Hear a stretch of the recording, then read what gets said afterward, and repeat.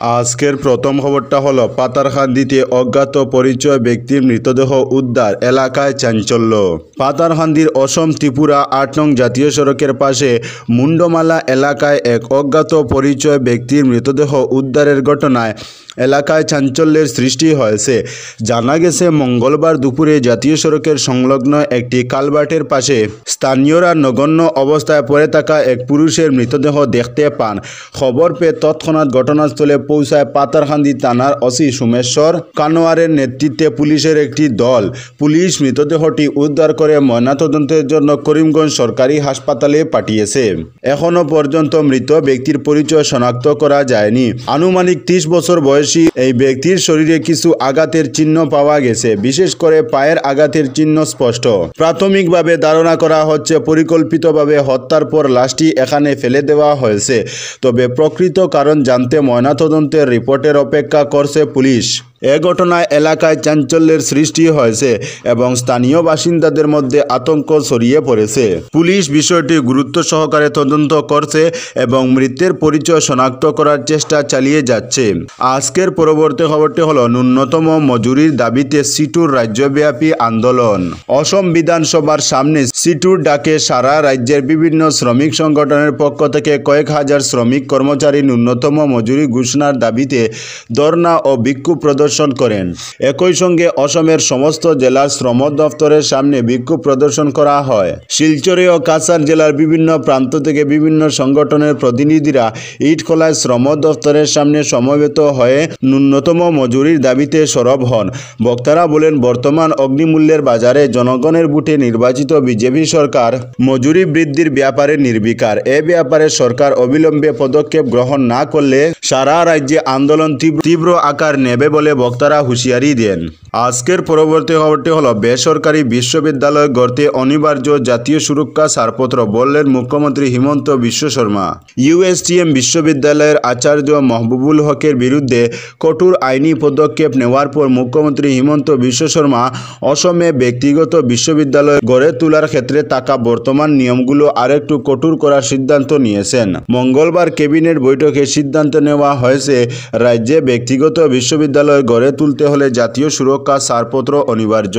মুখ্যমন্ত্রী বলেন, বিভিন্ন কারণে আমরা রাজ্যে ব্যক্তিগত বিশ্ববিদ্যালয় গড়ে তোলার নিয়মগুলো কঠোর করেছি এবং আজকের ক্যাবিনেটের এর স্বীকৃতি দেওয়া হয়েছে। এবার থেকে ব্যক্তিগত বিশ্ববিদ্যালয় গড়ে তুলতে শুধুমাত্র জমি, বিল্ডিং বা আর্থিক সম্পদ থাকলে হবে না। এক্ষেত্রে প্রথম বিষয়টি হচ্ছে কেন্দ্র সরকারের স্বরাষ্ট্র মন্ত্রকের পক্ষ থেকে জাতীয় সুরক্ষা ছাড়পত্র পাওয়া। বিশ্ববিদ্যালয়কে পুরোপুরি ধর্ম নিরপেক্ষ হতে হবে। প্রত্যক্ষ বা পরোক্ষভাবে যদি তারা ধর্মান্তকরণ বা এ ধরনের কাজে জড়িত থাকে এবং তাদের বিরুদ্ধে প্রমাণ পাওয়া যায়, আমরা সঙ্গে সঙ্গে সেই বিশ্ববিদ্যালয়ের অনুমোদন বাতিল করব। শিক্ষার ক্ষেত্রে ধর্ম নিরপেক্ষতা এবং জাতীয় সুরক্ষা অত্যন্ত গুরুত্বপূর্ণ। শিক্ষা প্রতিষ্ঠানের আড়ালে কেউ যদি নিজেদের ধর্মীয় রাজনীতি ছাত্রছাত্রীদের উপর চাপিয়ে দেওয়ার চেষ্টা করে, আমরা এর বিরুদ্ধে কঠোর হব। বৈঠকে এ নিয়ে বিস্তারিত আলোচনা হয়েছে এবং আমাদের প্রস্তাবকে প্রত্যেকেই স্বীকৃতি দিয়েছেন।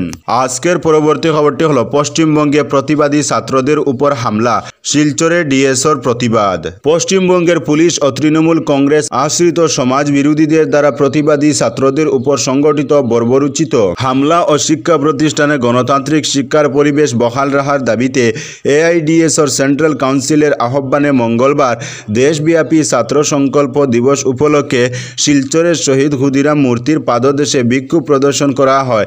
বিক্ষোভ চলাকালে সেখানে উপস্থিত সংগঠনের কর্মীরা দীর্ঘক্ষণ স্লোগান দিতে থাকে।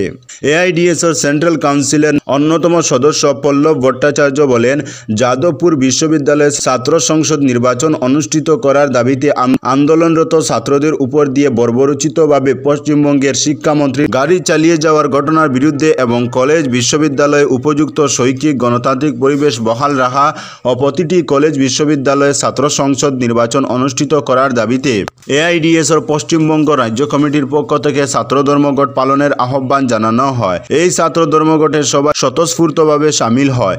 এতে ক্ষিপ্ত হয়ে তৃণমূল কংগ্রেস আশ্রিত দুষ্কৃতিকারী ও তাদের ছাত্র সংগঠন টিএমসিপি এবং পুলিশ নাটকীয়ভাবে প্রতিবাদী ছাত্রছাত্রীদের উপর হামলা চালায়। এই হামলায় এআইডিএসের 15 জন কর্মী আহত হয়, যার মধ্যে 13 জনের আঘাত গুরুতর। পুলিশ অন্যায়ভাবে সংগঠনের 11 জন নেতাকেও গ্রেফতার করেছে।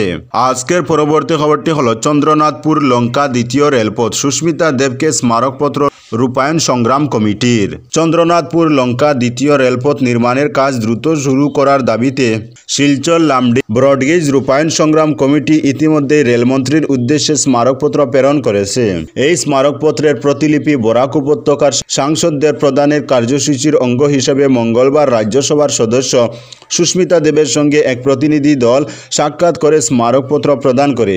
কমিটির সদস্যরা সাংসদ দেবের কাছে দ্বিতীয় রেলপথ নির্মাণের গুরুত্ব এবং প্রয়োজনীয়তা তুলে ধরেন। তিনি চন্দ্রনাথপুর লঙ্কা দ্বিতীয় রেলপথটি নির্মাণের দাবি সংসদে উত্থাপন করবেন বলে প্রতিশ্রুতি দেন।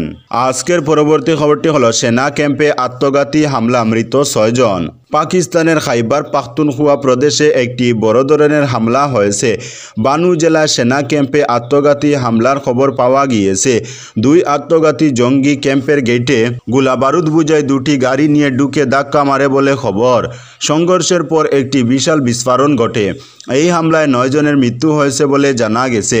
হামলার পর সেনাকর্মী ও কর্তারা সামনে থেকে কাউন্টার অভিযানে নেমে পড়েছেন। আজকের পরবর্তী খবরটি হলো সমকাজে সমবেতন সহ অন্যান্য দাবিতে 3 দিনের কর্মবিরতি এনএইচএম কর্মীদের।